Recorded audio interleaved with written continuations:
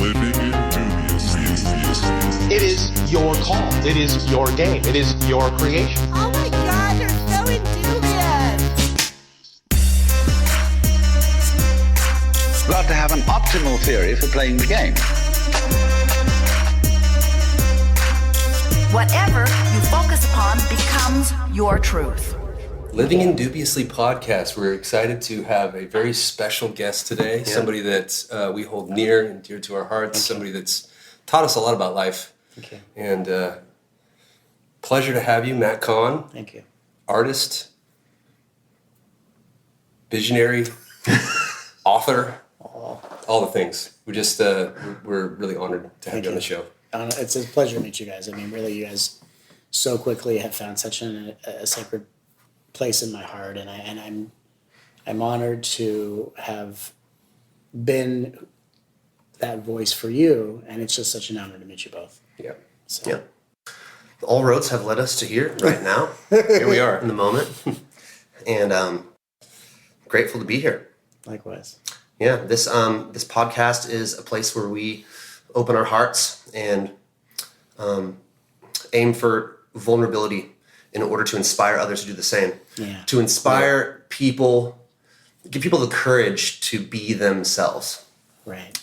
And the cool thing about that is I get to act an ass and make it okay for people to be what they are. Totally. It's what I do, and that's the energy we can kind of nestle into a little bit. Yeah. It's a beautiful thing, and I think leading people back to their hearts is really the goal of what we're doing on planet Earth. We really love seeing people, our fans, our listeners, everybody start to really dig into themselves, know who they are. Yeah. To put yourself all on the table. Absolutely. See all the pieces and bring them back. Absolutely. You've been tremendous at doing that. I've seen countless roundtable discussions, you in front of a group. Yes. Your seminars are amazing. Thank you. And so, what have you been up to?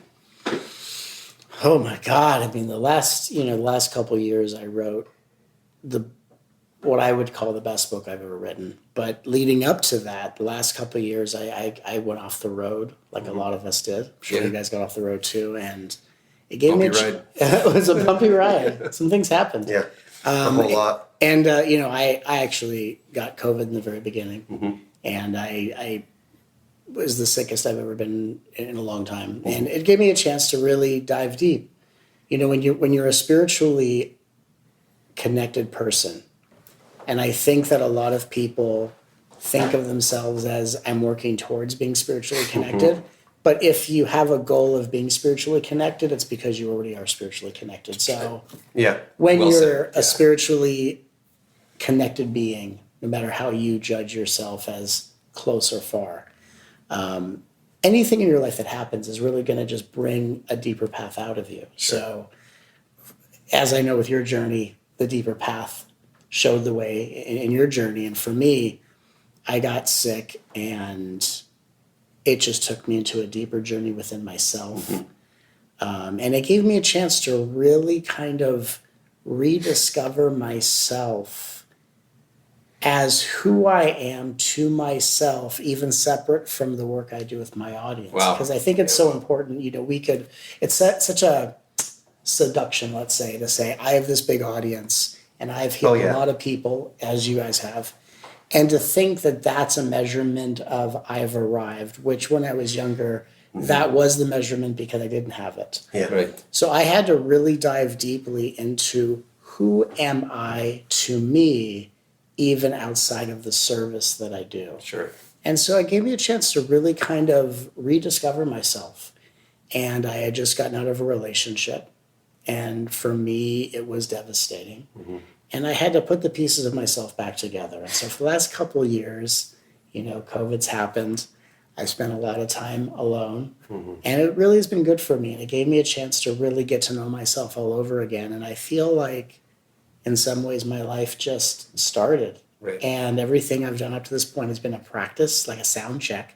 A 17-year sound check. Yeah. Right? Well said. And I'm now ready to actually start the tour. Yeah. So I feel like I've just been reborn and I'm just starting to pierce into the depth of what I really came to bring to the world. That's beautiful. Thank you. Yeah, it's beautiful. So, It's an interesting fact that you're saying you feel like you've been recently reborn. A lot of rebirth lately. A lot of rebirth lately. Have you had that? Yeah, no, I mean, Both of you? 100%, brother. Yeah. Both of us, I know. yeah.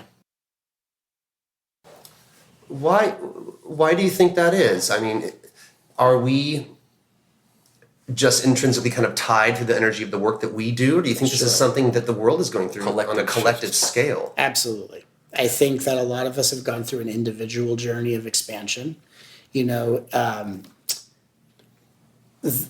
in the spiritual journey, one of the things, the way it's described, when they describe enlightenment, which I always have my own way of saying it, but I heard this one definition, and it's part of the Heart Sutra in Buddhism, and it's ever being, ever becoming.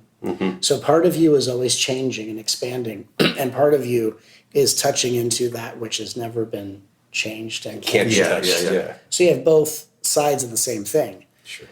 But I think that a lot of us have been on these individual journeys of ever being, ever becoming, and it's prepared us to hold space for now the world collectively is just entering this spiritual journey. The world is just entering a realization that there is actually no separation between the individual and the collective. Right. And then at the same time, those of us that have been on a spiritual path already, our unique journey is there's no separation between our spiritual selves and our personal selves. And I think spiritual beings, that's where the real conflict is. Right. And it has been for me in terms of my suffering was when I was more identified with my personal self.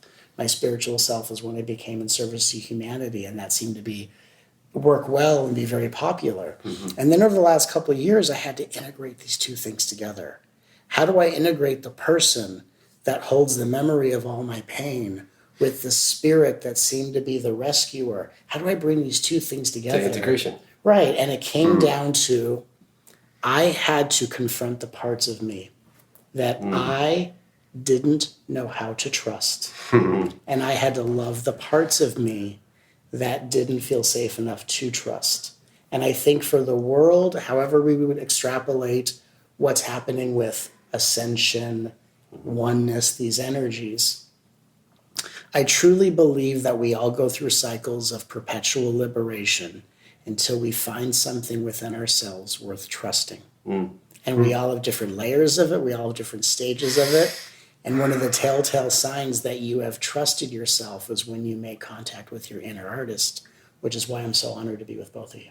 Well, thank you. Thank you. Yeah. That was beautifully said. And it feels very much like I think we think of it as a rival Yeah. when it's really remembering, right? Sure. And I feel like this enlightenment we're touching on is Yeah. sort of, we vacillate in between those realms all day. All day. And so we have these moments of clarity and boom, I'm there. Right. And it's almost like that open-hearted gratitude, that I'm not talking about the gratitude journal gratitude, but like Sure. the stuff you write down, the stuff you feel. Right. The stuff that when you well up in your eyes, that heartfelt emotion of gratitude, there's nothing that could be added to that to make that a Right. better experience. So whatever carrot's been dangling in front of your face about the job or the success or the liberation, whatever it is that you feel is an end goal result, Yeah. you actually never get there. Right. And so this perpetual hamster wheel, this samsaric wheel, where Right. kind of the treadmill. Right. It's like, how do we arrive? And so how do we arrive? How do we show up here and be with the totality of ourselves in every moment? It's a great question. And I think that what's interesting is that even when people touch into those moments and don't know truly how cyclical it is, it would be like if a tree were to experience springtime and call that harvest enlightenment. And then, once winter arrives, I've fallen out of it. And then I'm repenting until spring comes again. I must have done it. So I think part of the issue is that people are trying to hold certain states and not enjoy the cycle of things, which again comes back into how deep have you touched into the part you can trust to take the cyclical ride or the seasonality of it. Sure. But I really think that a true spiritual journey, because there is this feeling of, I feel like I'm getting closer. So there is that, which is like the perfume of proximity. Enticement. Yeah, I'm sensing something within myself, but I think really kind of like a Quentin Tarantino movie.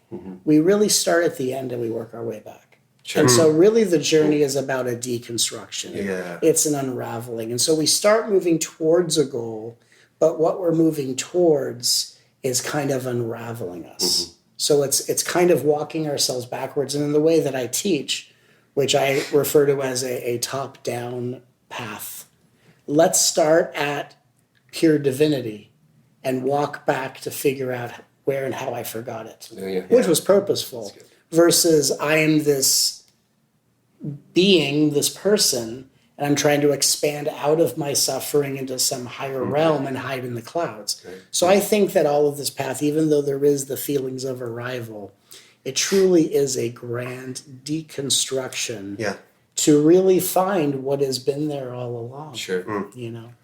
Yeah, I like the idea of the spiritual journey being just simply leaving behind what we are not. Yes. And in order to do that, we have all these, like you said, you have these parts of yourself that you're willing to reconcile with, that we lock away in the closet, that we label as bad.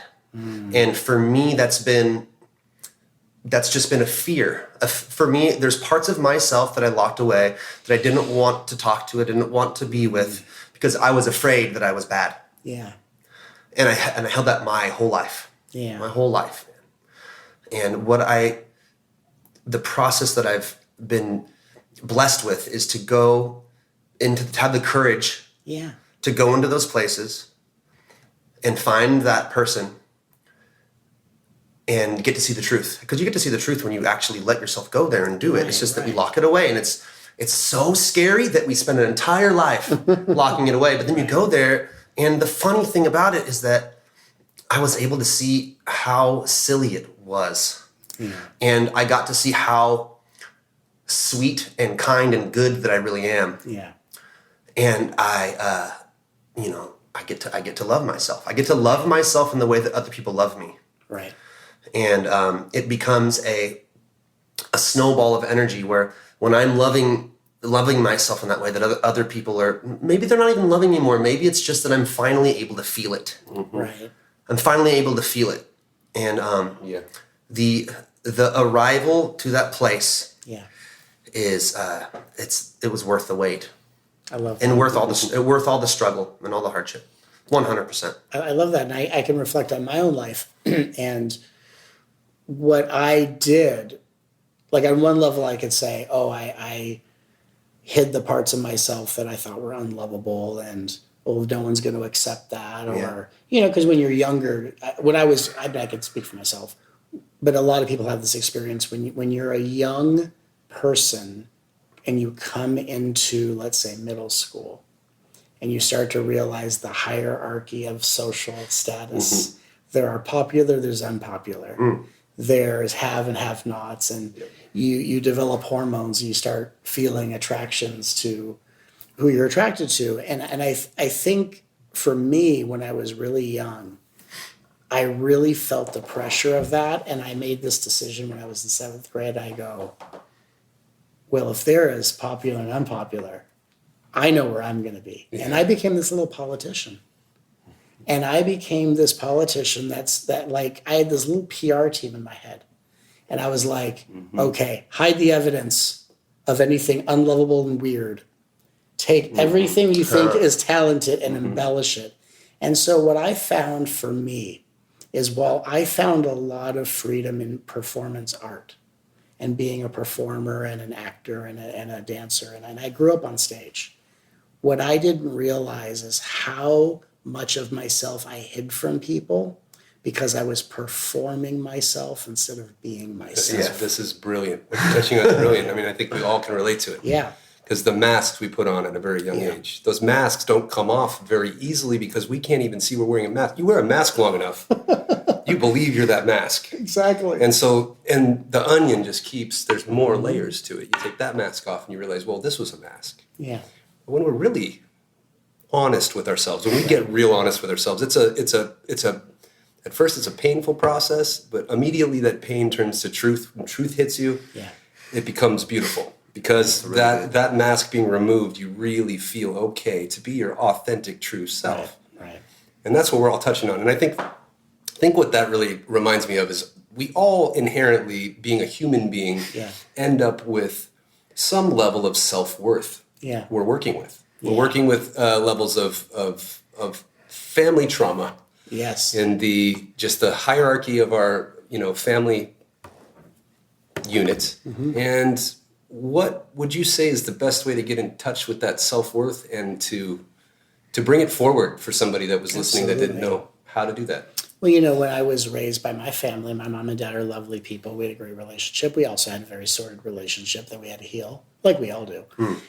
And I realized that what happened was, so I had this entire narrative about my life of here's how I started hiding and here's why. And then I realized actually what happened was the mirror neurons in my brain who was raised by two people who were masked replicated my parents' behavior, because at a certain level I felt like if I don't feel unconditionally loved by these two people, the only way I can be one with their love is by becoming them in some way. And so I learned to take on certain qualities on a subconscious level. And again, how did I then find the self-worth? If I think back to my earliest years, and again, this is where it evolves to current day, my teachings, love what arises, love yourself. But what happened was I actually had a realization. I think I was in 8th grade. And we all have these realizations of really brilliant things, but we don't at that age know how brilliant it is. We need our adult life to process. But I had this really interesting realization because I would spend most of my life making sure in middle school that my reputation was pristine. Because I was just afraid of being rejected by people. So I was working so hard to be all things to all people. I'm empathing people's energy. I don't know where my experience begins, their ends. And I remember I was talking to I don't remember the exact moment, but I remember I was talking to someone. And I, for some reason, just went out of my way to be very polite to them. And in my body, I felt the most expansive joy and grace. And at that age, I couldn't describe it like this. But looking back, I could say that.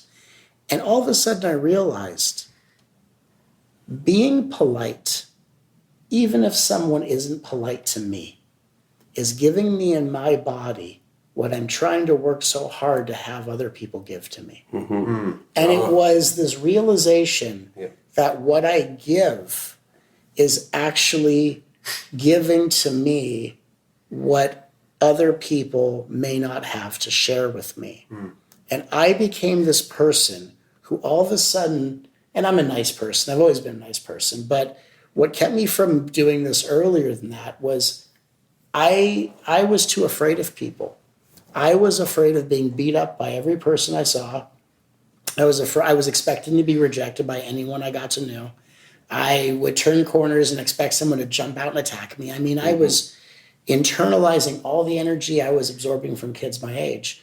And I was almost too afraid to engage authentically. And then I found that if I just gave the gift of politeness, generosity, that gave me what I was trying to get from someone else. And to this day, even with my teachings of whatever rises, love that, and we can certainly talk about that, for me, my greatest joy is, and it's inherent to who I am, is being polite. Being polite to people I know, who I don't know, to animals, to children. Like if I see a little boy, I say, hello, sir.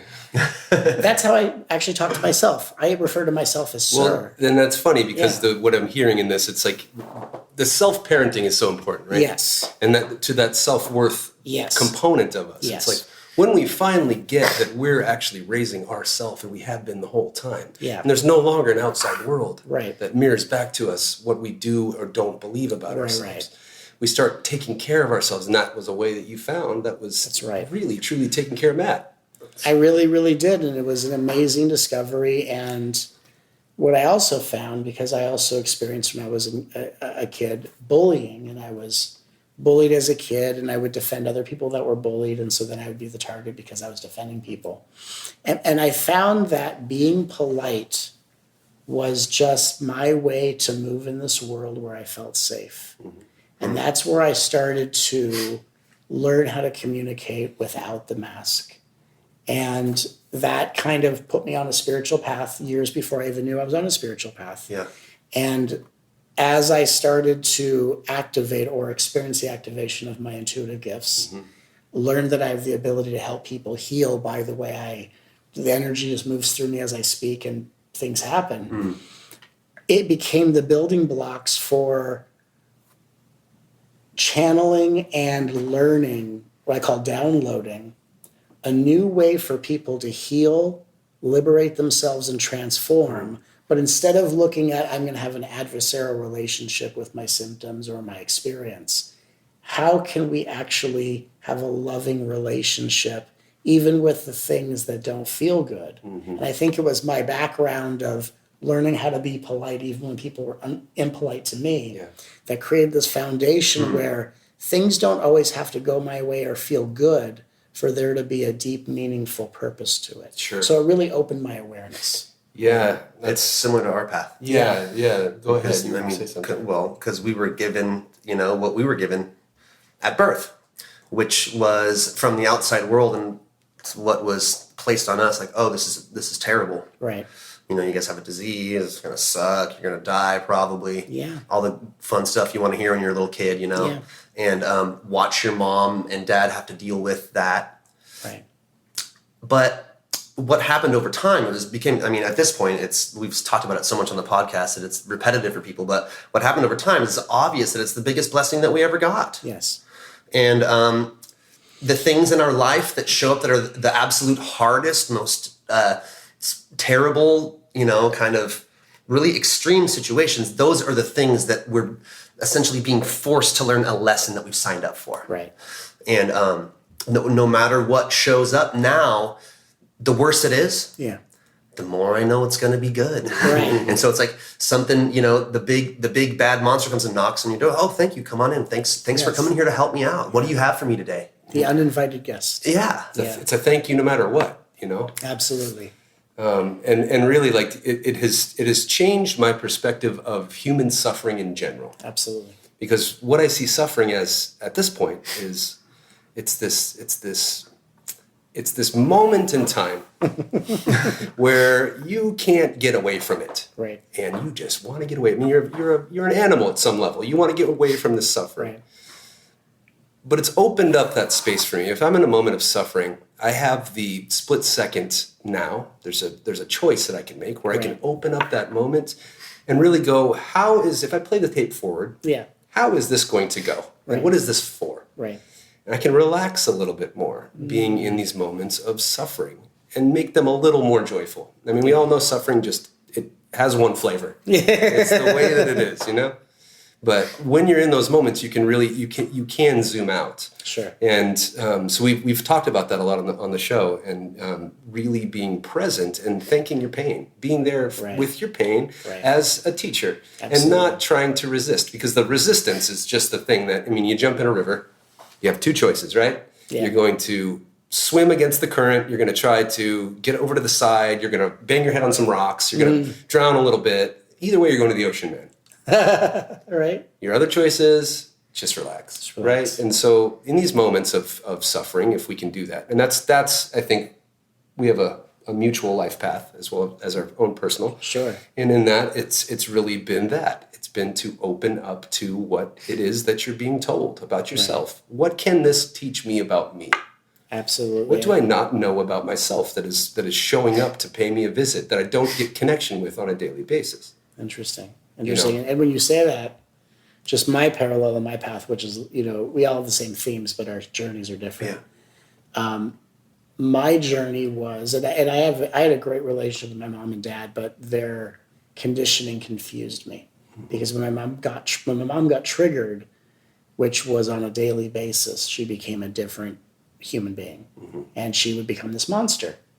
And when she wasn't a monster, she's my biggest fan and would do everything for me. And when the flip would happen, it was reinventing history and lying to get her way. And it was all these things. And who do I trust? And I'm learning to trust my intuition. But when it's like that, everything's being thrown at me. And no matter what I did as a strategy in my household, it never made a single bit of difference. But that was actually the greatest gift. And I'll tell you why. Because then when I started my spiritual path, there was somehow no part of me that ever imagined if I do the work well enough, God's going to be so impressed with how good I do this. I'm going to get a perfect score from all the angels. Even the Russian judge is going to give me a perfect 10. I'm going to nail it. Gold medal. And then they go, Matt, no more suffering because you did it right. And how many of us cope with, if I could only suffer less, if I didn't have so much resistance? How many of us actually turn the journey onto the experiencer? And as a coping mechanism, we pretend or imagine that I must have been a bad person in a past life. Yeah. And we turn it on ourselves Been there, done that. because that's a coping strategy of victimhood. So when nothing I did, like when literally every strategy I had in my family only brought out more sophisticated manipulation and nothing I did worked, it eventually created this dropping out point where I stopped trying to make things work. And then when I stopped trying to make things work, the lack of effort brought a greater awareness. And with the greater awareness, I wasn't struggling. And then when I was on my spiritual path years later, it didn't matter how deep or how intense the heat was, because I had already learned. Yeah. I am not on a talent show. This isn't a reality show. Right. Who am I entertaining? God's not a narcissist, right? God's not like die in the heat until you do the dance well enough. Yeah, right. And it gave me this awareness of what is this trying to teach me, but not from a place of blame. From the position of what weakness is this strengthening in me. And then my path became with the interesting imbalance. I learned to be so comfortable. I learned to meditate perfectly in emotional volatility. In the eye of the storm. That then I had to learn how to be just as at peace with receiving goodness. Yeah. Whoa, that's success. Sure. So my humbling path was life has given me nothing but immeasurable, unjustifiable, not justifiable, but insurmountable success. And every step of the way, I doubted it and imagined that it was all going to explode in my face. And my journey has been learning to receive it. Yeah. And to balance out how well I learn how to be in the storm and how at peace I can actually be on a warm, sunny day. Yeah. And so we all find our way. Well, and it's funny that you say it like that, because receiving joy is a tricky one. Yes. Receiving what you actually are worth that's a tricky one. It is. And a lot of times it's coming at you full force and you're going, why is it not coming my way? And that's the dance we play all the time. Right. Because it's obvious you can play the game with the negative. That's an obvious one. Totally. But when you get the positive coming at you and something in you is blocking it. That's right. That's a trick. It's a very big trick. You know, that's a deep one. Well, you know, whether we've been that child or you've seen a child on the beach running towards the ocean, and here comes the wave, and it's running away from it. Yeah. That's our journey with success. And so for me, learning how to receive success, learning how to be someone who has something to offer, and learning how to not be tortured with it and not making that my artistic process. You know, that took some time. It really did. And, you know, it was all for me a part of waking up out of myself And then the strange thing was I woke up out of myself, and then someone would say, well, what did you wake up into? Myself. So I've gone from myself to myself, kind of like if I'm on a treadmill, I've ran for an hour, I've burned 1,000 calories and I've gone nowhere. So it's a very interesting journey, and it's one that really, in the strangest, most ironic way, a journey of ever evolving introspection requires ever evolving introspection in order to get to a place of introspection. And so we're going to do some of it flawlessly. Most of it's going to be messy in certain degrees. And I think that really the self-love that we learn to give to ourselves, what didn't I receive from others? What did I receive from those I hold in high regard? What are the words I need to hear that I don't hear enough of? How can I be the one that loves and supports me the way I've never felt supported? How can the deepest shitstorm I'm going through be an opportunity to realize in my deepest pain, my heart is the most open and I can love myself? And then how can I love myself when things start to get good, where a lot of people only know how to give themselves attention when things are bad? But either side of the coin, what I've learned, and this is of course why I teach it, and I'm so honored to see you guys reflecting this, and it's such an honor, is loving myself and loving ourselves, whether it's good, whether it's right where bad, we're at, No matter what. always. Yeah. So it's not just a fire extinguisher when things are low. Always self-love. And when that really starts to wake up in all of us, we start to live in a different reality. And right now we're living in a time in history where the immediacy of love, the necessity of love is beginning to really wake up in a lot of people, which means we're all witnessing the rebirth of an entire planet. Yeah. That's Thank really God. exciting. Yeah. Thank God. Thank God. Right? We've been all talking about it for a long time. Yeah. You know, it was 2012, the world's going to end, it's going to be reborn. And it's like, okay, time's going on here. Turn your computer off. And, you know, Y2K. we've all been talking it and talking about it and waiting for it and dreaming it. Yeah. And I feel like it's here. And it might be that it's just here for us. Right. And there's others that have yet to make that Sure.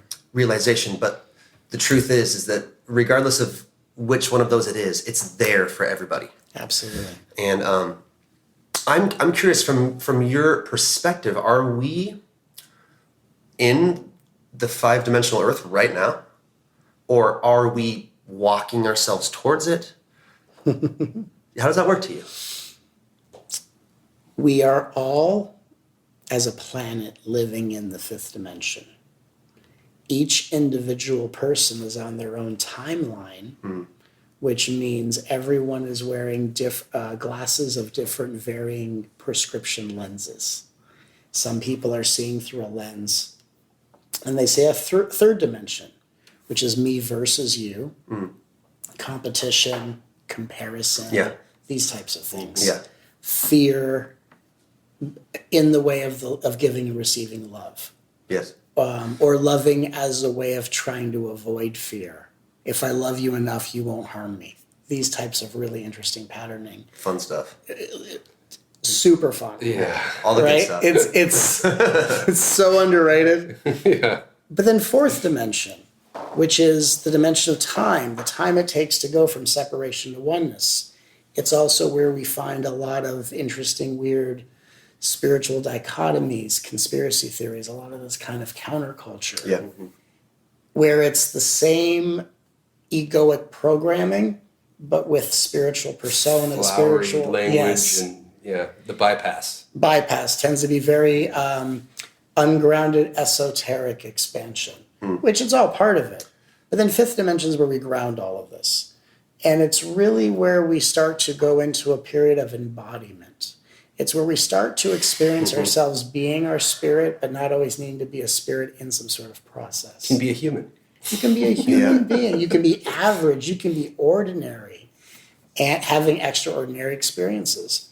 So I think that what we call the ascension is where a certain percentage of the collective goes through a process where their prescription lenses, or we could say the process of taking our glasses off and just seeing directly.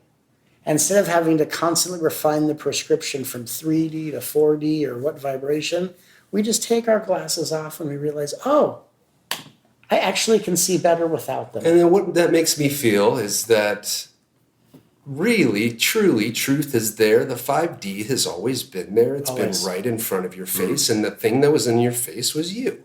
Yes. And there was a filter. And that filter was useful at a time to keep you from going too fast or your safety or whatever you needed. Yeah. But once you remove that filter, there you are. And it was never away from you. Right. Always there. The way, and I love what you're saying, and I would, to add to that, I would say that just to make it even, like, what if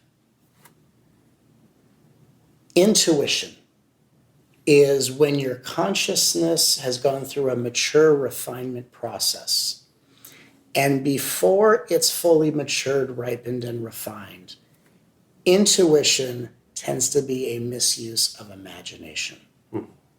And so even when people say, oh, I was just in my own way, well, evolutionary wise, you were just still needing to still live from a place of imagination. It's useful. Kind of like if I look back and when I was in 7th grade and I said, here are all the things I'm doing to really contribute to my own suffering. Mm-hmm. No, I was just being a 7th grader. Right. Yeah. And imagine if I was a 7th grader saying, but if I really got my shit together, Yeah. I could be a 10th grader tomorrow. Right. No, because time will determine. And also, that comes down to another layer of that self-worth you're working on, thinking you need to be somewhere you're not. Exactly. We have to earn our way, Right. Blaming myself. So I think that evolutionary-wise, we start out engulfed in a misuse of imagination. The subpersonality ego we develop is a byproduct of an unrefined imagination. As you evolve, you start to experience intuition. You start to use imagination in a very intentional way. And when we're fully in a refined place, and it's always a ever-expanding journey, we start to live as intuitive beings with imagination, not imagined beings trying to have intuition. Mm-hmm. Lovely. And then we look back and we go, I needed to go through all of that. And the best answer is why? Because I did. Because it brought me to here. Yes, here I That's how am. I got here. I needed 45 years to be this person wearing this shirt. Right. I needed 45 years to get ready for you. You've been wearing that shirt for 35 years? I'm like an action figure. I have worn this. First of all, do you know how weird it is to be a 7th grader in the early or the late 80s? And I'm like, look, in 25 years, this is going to be so hot. Yeah. Yeah. Just Back wait. then, Yeah. Retro. I know they're like, that's not TNC. You're ahead of your time, I man. know, it's really overrated to be ahead of your time. Yeah. It really is. Because you're terrible. literally ahead of your time. We know this story. We know that story pretty well. I was like a 10-year-old little old man. Like if you could have put a cup of coffee and given me a newspaper and taken me to kindergarten, that would have been a more accurate depiction of who I was. I didn't want to be around kids when I was a kid. I wanted to be around adults. I wanted to talk about spiritual things, and I wanted to watch professional wrestling. That was my life. Yeah. And in a lot of ways, it kind of is. You sank into it. I have accepted the mission. That's awesome. Professional wrestling isn't really what it used to be, but other than that, Yeah. You know, I used to, for a moment, my childhood dream was to work in the professional wrestling industry when I found out it was scripted. And I wanted to be a writer. And for a moment in time, I got to be a writer in the field. Wow. And then I had to choose between, well, I didn't have to, but I chose my spiritual career. But when I was a kid, I felt so invisible. Because what happened was when you're born with some sort of spiritual awareness, you're seeing from your soul, but your soul is a formless presence, but your ego interprets it, right, through the misuse of imagination as I'm invisible. So inferiority is how the ego misunderstands the soul. And so watching professional wrestling or UFC, because I watch both, listening to music, I listen to, hip hop and hard rock music. That was all my way of trying to feel a part of this world. Yeah, I can relate to that. Right? I can relate to that. Yeah. So it's always just a way to try to feel tangible in some way. Yeah, because the truth was, I was experiencing life from my formless presence. My ego was interpreting it through my imagination as inferiority, less than, insecurity, invisibility. And so, and I'm sure that's a similar journey we're all on. Yeah. I mean, I know we are all on that journey. And as that imagination starts to refine into intuition, right? When we become intuitive beings having imagination as a skill set, as artists, in all the ways that we are, that's when I found not just a sense of belonging in watching wrestling or listening to music, but just in being myself. And I really do believe this planet, as much as we talk about the planetary ascension, I believe this planet is the artist community of the entire solar system. I believe and that too. we're all struggling artists, just letting each other out of the cages that we only imagine. The whole Earth is old Portland, is basically what we're saying. Basically, this is a booze cruise. Yeah. And we're all just trying to find the right buffet, to be honest. Yeah. Yeah, there's been a major awakening in my life over the past couple of years. A major shift for me. Yeah. And one of the things I've noticed in reflection to what you're saying about the intuition is that part of this awakening for me, what happened for me was I stopped looking at myself when I was doing things. I stopped watching myself as if I'm trying to watch through other people's eyes. Right. Stopped it completely. Yeah. It doesn't happen to me anymore. Right. I live from the center. Right. It's like the inside out, because your whole life you're doing it what you think is the right side in. Right. But you're actually doing it inside out the whole time. And then it becomes this thing where you're the wellspring of the universe, right? You're speaking from true source, or whatever it is that your hookup with source is. Right. You speak from that space. And that is the most creative and artistic place I believe is available to us. Right. Because there it's infinite. Right. And so from that space, when we sort of remove the watcher, and I'm not talking about the watcher when we're talking about meditating, because this is a different thing. Right. I'm talking about the one that's watching yourself and criticizing every movement that you do, and trying to make sure that your entire sentence makes sense, for instance, or that you look a certain way to the outside world. When that ceases to exist, you remove a major mask. Right. And so that space, as that's come forward for me, that's really what I heard you say. It was that place right there is the artistic center of the universe. That's where it all comes from. Absolutely. Where channeling comes from. That's where the truth comes from. These artists in moments of inspiration. Absolutely. They are compelled by something much greater than their puny minds. Their mind is kind of like holding the remote control, but it's not firing the signal. The signal is something greater. And that's the place that I've been able to reach. And that feels finally like I made it to myself. I love that. It just feels like me. I love that. Yeah, it feels good. Like when you said that, I just got a vision of this funny analogy of, imagine you're a kid in your room playing Nintendo, which was, I spent half of my life doing that. Same. My childhood, right? And I was downloading it, but not knowing that's what I was doing. And I would pay attention to video games to keep my rational mind distracted so I could download. And imagine if I'm playing Super Mario Brothers or whatever, and I'm like, well, when I press this button, Mario jumps and I can move him around.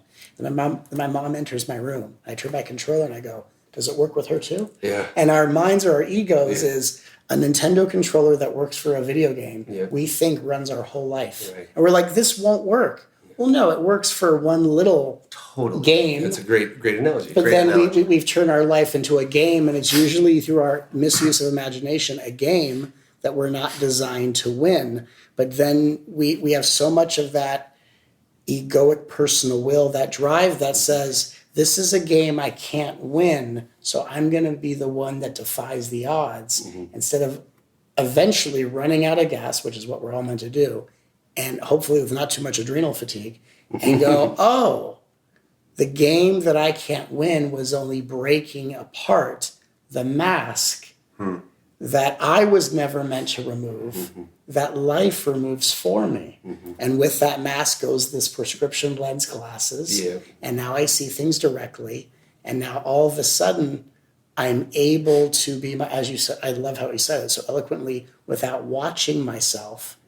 And how I would describe it is instead of performing myself, I'm just being myself. Right. Yeah. There's a big difference. It's And a you big realize difference. there's things that fall away with that. Yes. You become a different person. Oh, I mean, your personality changes. There's things about me that just flat out change when I stop doing that. Yeah. That's true. And That you one know, thing. in the putting it in the scope of just like art, for example, when you are hyper aware of the art that you're making, or you're trying to make it sound a certain way, Oh boy. it's the way to mess it up. That's how you mess it up. Like, Yeah. It's like the one no. Yep. And so perceiving our lives as walking, talking pieces of art and allowing the flow and just trusting in it. I mean, that's loving yourself. Yeah. If you're a kid that loves Prince and you practice every day to become like Prince, Right. and you spend every waking hour, you got his songs down, you got it all, now you start writing your own songs that kind of sound like Prince. Yeah. The best you're ever going to hope for in your entire life is to be a little less cool than Prince. Right. That's all you can accomplish. When you stop and you drop the mask and you take everything Prince taught you and you bring you to it. Right. Like you. Right. Because you have something that is incredible that nobody else has. Because that's what Prince was doing. Yes. He was, at a certain point, he took his influence and he became himself. And you say to yourself, oh, I can perform without heels. Yeah. Thank you. Thank you. I don't have to wear makeup. Thank God. Jesus. Thank God I'm taller than Prince. You know? I'm not.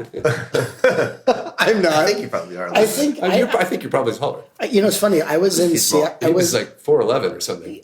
Honestly, I hulkingly tower over Prince. Yeah. Let's be honest. But I was in a grocery store in Seattle where I used to live, and I ran into at the grocery store Dave Matthews, who lives in Seattle. Oh, yeah. Hi, Dave. Hey, Dave. Dave was actually one of the nicest musicians I've ever. Was he like Matt Kahn? He's like, can I ask you a question? I'm like, Dave, I'm not working, please. Yeah. No, I actually went over to him and I love music, and I kind of leaned over. It was really weird. I leaned over in this strangely exaggerated, like I'm in a stage play. Like you're being slick. Like, but you're hey, actually- by the way, hey. Yeah. And I gave the most random reference is the song Warehouse, which if you're a Dave Matthews fan, you know the song. It's not one of his big hits. And I went, hey, Dave, Warehouse, best song ever. And he laughed. We talked for a few minutes. He and I are actually the same height. But he was just such a cool guy. And just to reflect on what you were saying is that Dave is so intrinsically Dave. Yeah. Mm-hmm. And when you meet someone like that, it almost gives you a piece of yourself back to It you. gives you permission to be Yes. you. Because Permission exactly. slip. And what I was going to ask you guys before is because you said something so brilliant. You said, you know, there are parts of me that are just totally different as the masks have come off. And what I am curious about, and I would love to just know because I just love this dialogue we're having, is what about you since all of this has happened is totally different from how it was before? What have you noticed has dropped away, and what have you noticed has come forward? Oh, I don't have half of the stigma with appearing cool. Yeah. I'm an artist. Yeah. And That's what makes you actually cool now, though. right. Because before, Well, there's all these are masks. Totally. And the mask is, everybody loves the mask, but how do you feel inside? Right. I didn't know. I felt like that was I thought that was me. Right. I thought I was, like if I got all my stuff right and I act a certain way, but it was a mask. Totally. And so to feel that fall away was disorienting. Totally. Because you feel a piece of you dying. Yeah. But it was like a piece that was dead wood. Absolutely. It's like you burn out the dead wood of the forest so that it can continue to grow. The real Absolutely. forest can live. And so for me, there's things like that. That's where beautiful. There's little pieces of myself that I always was in my mind, always was. And that was just how I was. If you were to ask me back then about me, I'd be like, this is me. Right. And I'm going to tell you about me. And here's the 6 things. And Yeah. 6 of those things have fell off. Totally. And they weren't me at all. And so, but with that deletion, so to speak, Yeah. deletion. See, I tend to think that really, truly, we believe, especially in the Western culture, we believe Yeah. that we need addition. Right. We need to add things to our life in order to become whole. Right. If we add this, we add yoga, we add meditation, we add these things. Right. When really it's subtraction, right? Right. And so the things we're actually removing from our persona that don't need to be there. They're blocks and impediments to our own self-worth and divinity. Absolutely. And so those things, as they fell off, I felt so much more like myself that I just don't care. And that watcher goes away. I stopped looking. And I feel as complete as I've ever felt in my life. I love that. Yeah. It just feels right. I'd like to add to yours about you from an outside perspective. This is my brother here, so I love that. We're related.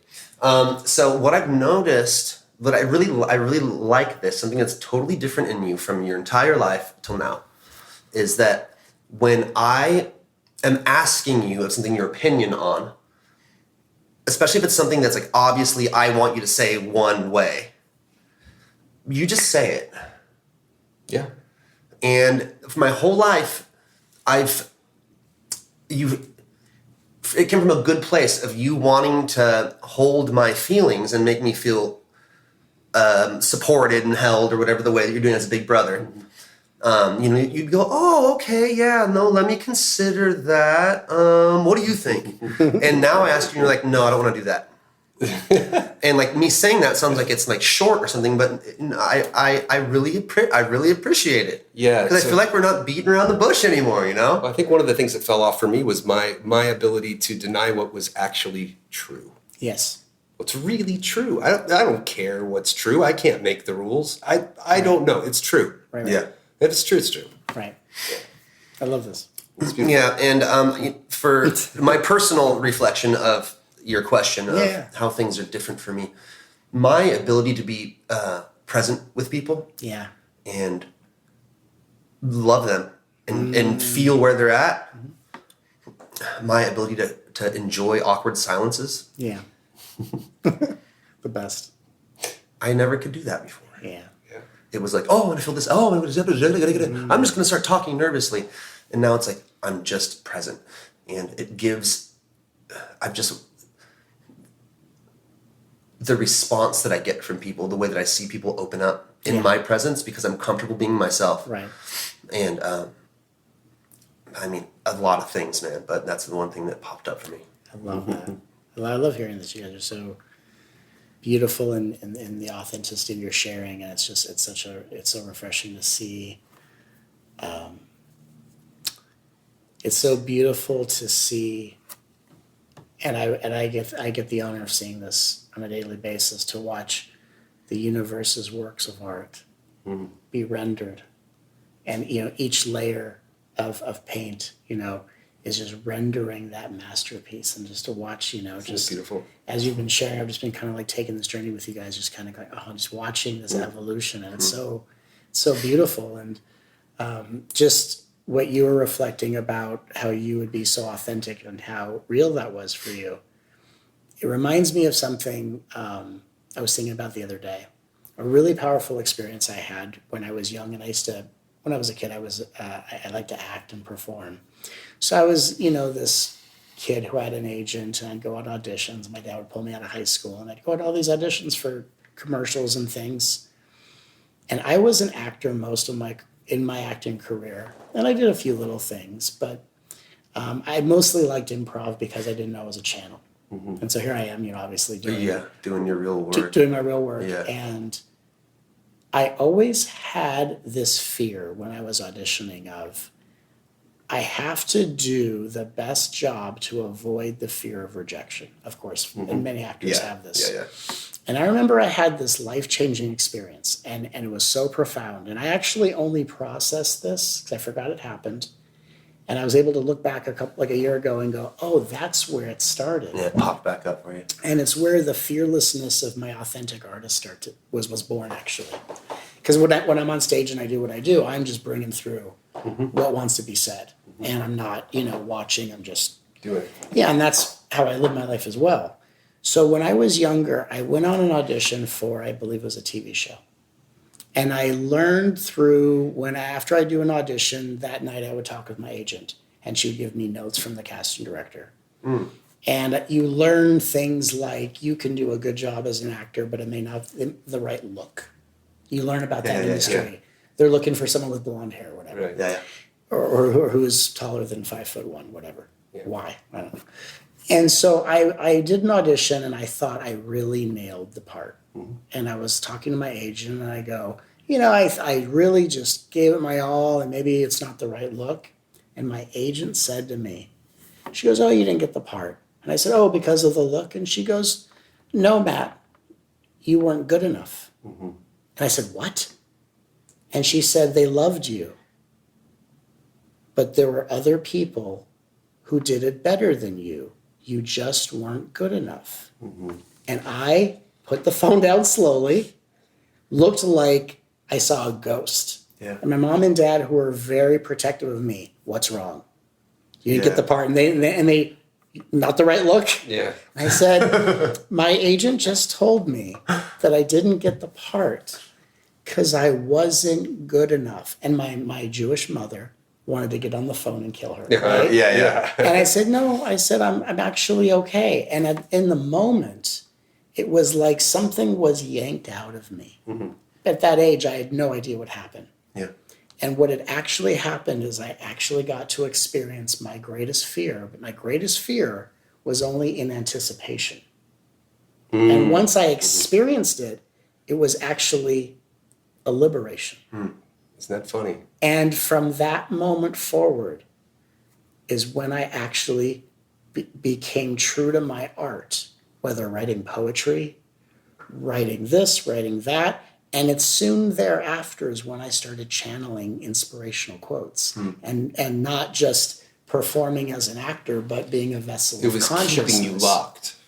It was because I was trying to be the best impersonator of what I thought was likable. Reminds me of the funny definition of authentic is an exact replica. That's what it means. Yeah.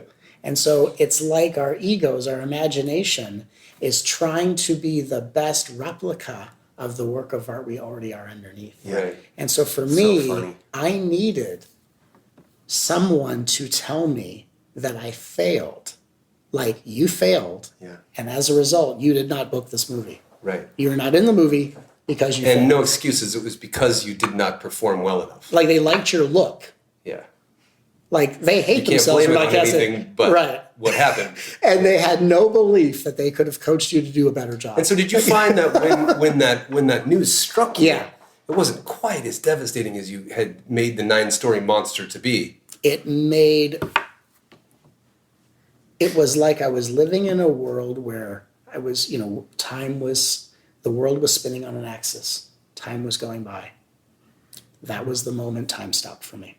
Everything stopped. It was like life paused, and I stepped outside of myself. And something liberated me. And what's weird is that up until that point, I've always experienced a lot of success in my life. But I never could let it in because it was never enough because I was too busy focusing and obsessing over the idea of failure. Once I failed, and it was just a moment of failure, then I was free enough to start to actually be true to what's within me. And I have had actually a few moments like that throughout my life. One, when I first started channeling, I was invited to be a guest on a morning radio show and an alternative radio show. I was raised in Los Angeles and there was K-Rock Radio. Okay. And I was on a show called The Kevin and Bean Show. And they had an intuitive on there. And this is the beginning of my career.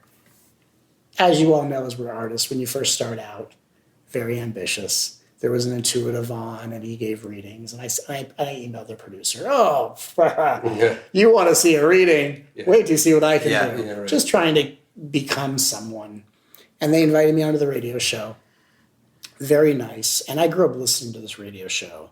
It's where Jimmy Kimmel started as an intern. I mean, it's a very popular show.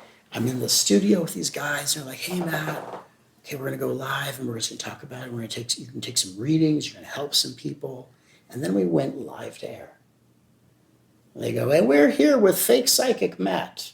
And they roasted me on air. And You're kidding me. I swear. I knew you were going to say that. And that was when I remember, not even trying to make this full circle. Wow. But the only thing that came out of me, because I was literally crucified, Yeah. was the instinct that came out of me was polite. And I went the opposite of what most people would defend themselves. Yeah. And I was like, and just polite came out. Uh-huh. And then you have to take station breaks for segments. So they are annihilating me, and I'm just being sweet as pie. And then we go to a break, and no one's looking at anyone, and that's the worst part, the silence. And I'm just like, what is happening? This is the weirdest thing. It's so weird, yeah. And then we go back, roasting me again. And at the end of it, oh my God, Matt, that was great. Thank you so much. Pleasure to meet you. And I'm like, I want to throw up. Like, Devastated. Oh my God. like, it was a pleasure. Like, Yeah, right. And I'm like, do I have to leave the country? I have to certainly change careers. And I got emailed by so many people who go, we listened to you, but you were so amazing. But because there wasn't the performer there, I had no idea what was amazing about it. What was amazing is that a moment of absolute gut-wrenching betrayal is what it felt like. Totally.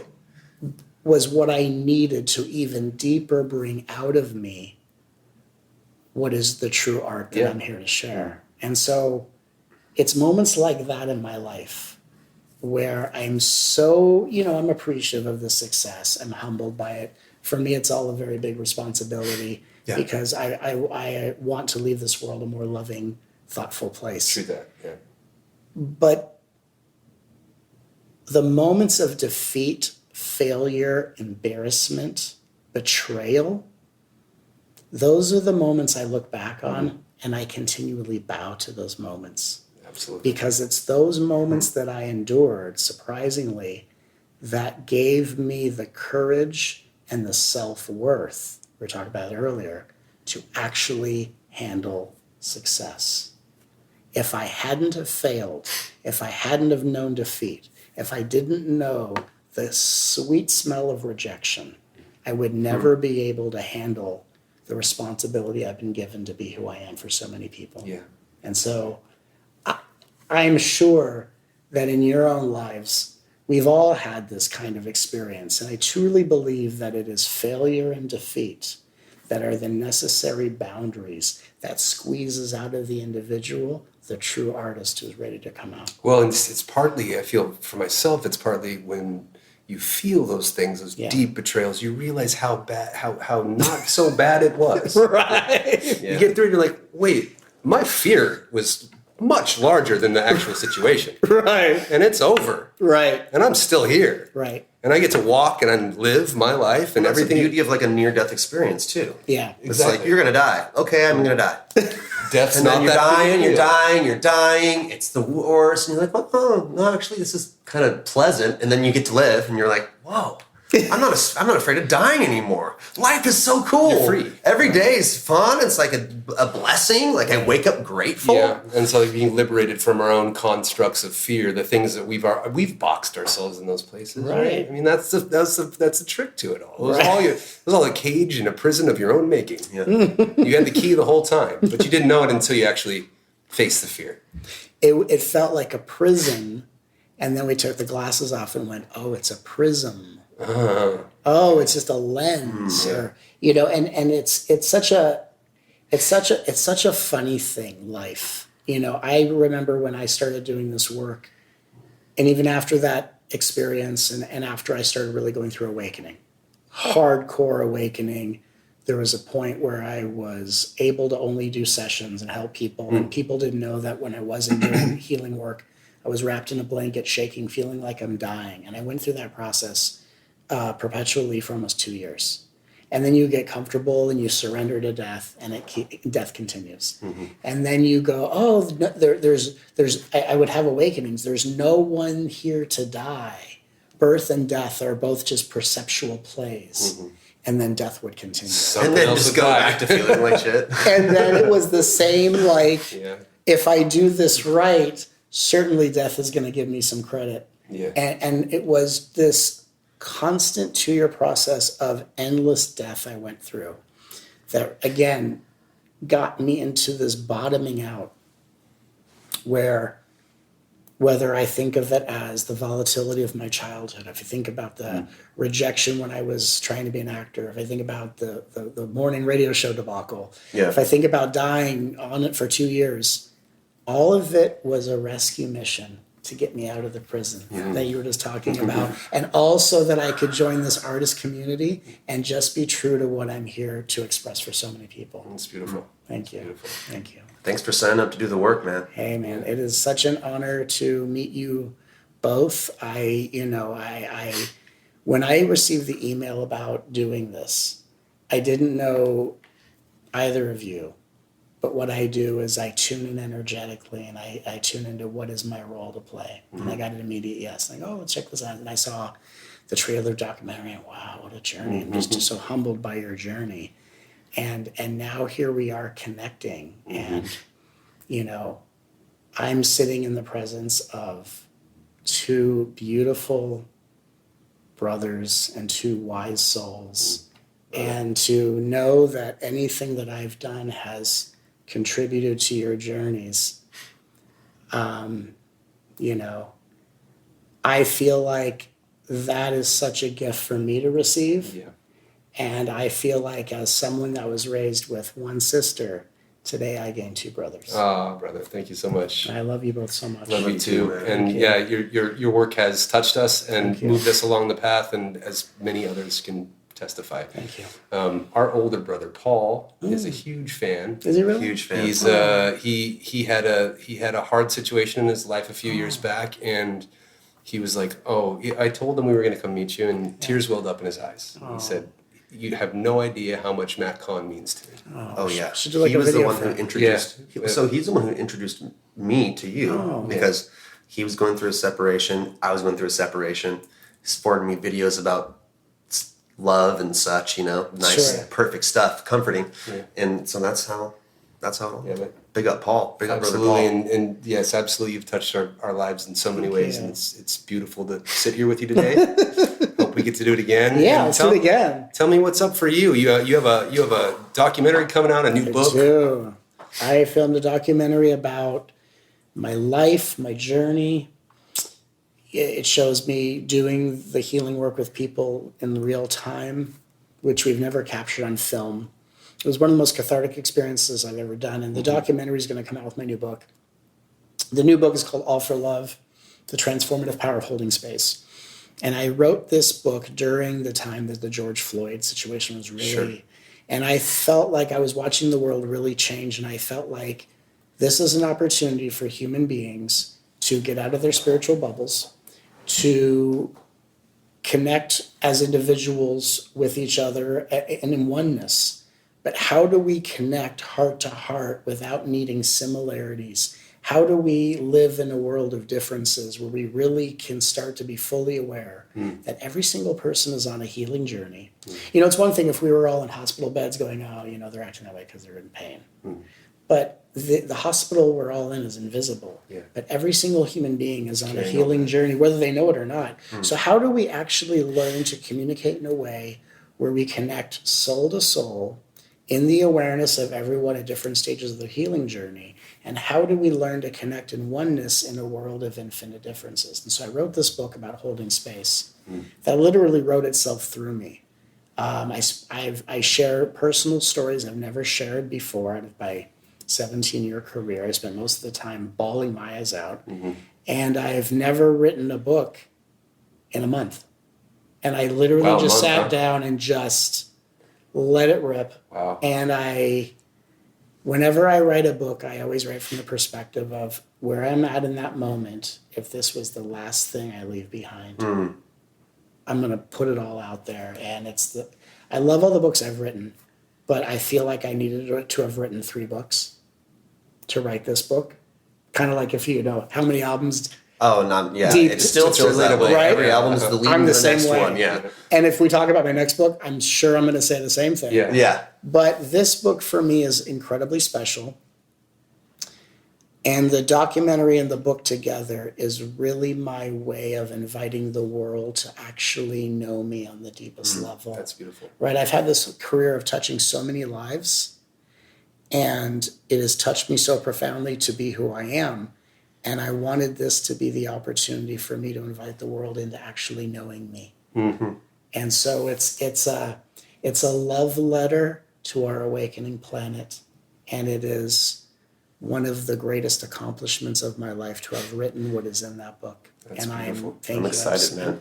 I'm so excited to hear what y'all think, and I'm just, I am so proud of what I did. And as I'm sure you can resonate with this as artists, it's so natural to be an artist to always look back on the finished product and go, oh, I would have done this, I would have done that. Oh, yeah. But there are these moments, if there is a moment of arrival, I know my work always continues to evolve. But there is a moment of arrival where you create something and you actually go, That's it. that's it. Yeah. And I did that. Right? That's my Thriller album. That's beautiful. Yeah. And so I'm in a place where I'm allowing myself to revel in the glory of what I feel like I've put together. I get to now go out on tour again, and I get to teach, and I get to reintroduce the world to the me that everyone has known. But because of what has gone down in the last 2 years, people get to meet a brand new me they've never known. And I had to meet that me before the world could. Yeah. But now it's time to really bring it. Well, I'm glad you guys know each other. Well, we are on good terms. Awesome. We seem to agree on a lot of things. Reborn people, rebirth people. Right? So let's go rebirth them.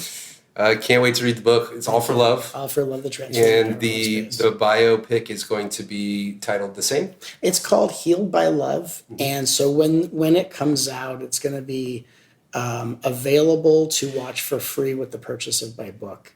And so we're going to do this whole, we're going to let people know if they go to mattcahn.org and sign up for our free newsletter.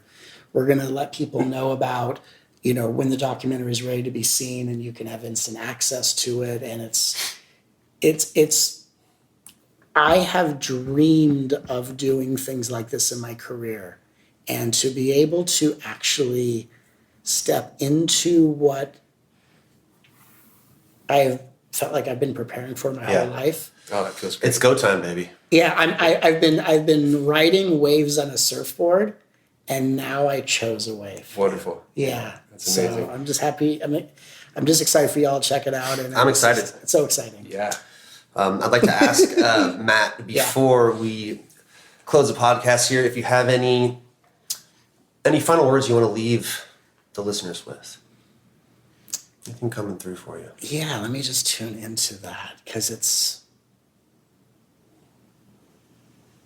I think that at the end of the day, it's so easy to look at ourselves and say, oh, if I was only more of this and less of that and all these things. Or even to look at someone and go, oh, yeah, it's easy for these brothers to say these, or this guy, whatever. I really think that we're getting to a point of history, evolution, where authenticity, and I mean that in the real sense of just your purest expression of self, the unleashing of your inner artist, I really do believe that is the immaculate consequence of loving yourself relentlessly. And I think that we're living in a planet where we're either going to be judging each other relentlessly, judging ourselves relentlessly, blessing each other relentlessly, or loving ourselves and each other relentlessly. And I think that in this artist community called Planet Earth, that is relentless no matter the season we're in, I think we're getting to a point in history where, and especially now in today's day and age, where maybe when we were in school, it was about being popular among your peers. And now with social media, it could either be a way of spreading consciousness or a way of being stuck in our own prison. I really do believe that we're at a point of history that in order to have the most sustainable planet, to have a world that works together, to have the people coming together to create the changes that we can't wait for government officials to enact, in order for us to really create the world that we want to see, really I think we're at a point of realizing that it is loving ourselves in order to trust what wants to come through us that is going to be the saving grace for the entire planet, to create the kind of sustainability that allows for inclusivity to be available for all, and for us to create the kind of world that allows future generations to really thrive and prosper. And really, but I really do believe that it is loving ourselves that awakens that vision and brings to this planet the kind of leaders that are being prepared to lead. Yeah. And that's how I meet you both as It's a two beautiful leaders. thing. Yeah. Yeah. It's an honor to be with you both. Thank you so much. Thank you so much. Thank you, brother. This is the Living Indubiously podcast. Matt Kahn, everybody. Dude, I'm so indubious right now. About to have an optimal theory for playing the game. Whatever you focus upon becomes your truth.